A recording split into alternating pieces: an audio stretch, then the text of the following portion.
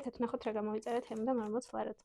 ყველი არის აი ესეთი მაისური, რომელიც ძალიან მომეწონა და აქ სავარაუდოდ 20-25 ლარი ღირს, ამიტომ გადავწყვიტე გამომეწერა 18 ლარი ღირს და თუ არ ვწდები მეტი არ მგონია. ხარისხი ძალიან მომწონს, ფერი და ვიზუალი ზუსტად ესეთი წარმომედგინა.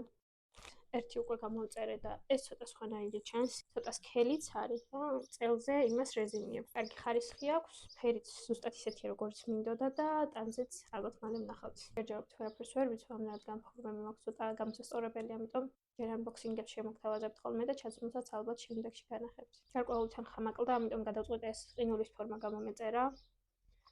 ამას დავტესტავ და შემდეგში ალბათ ვიდეოში განახებთ სიყვარულთან ერთად.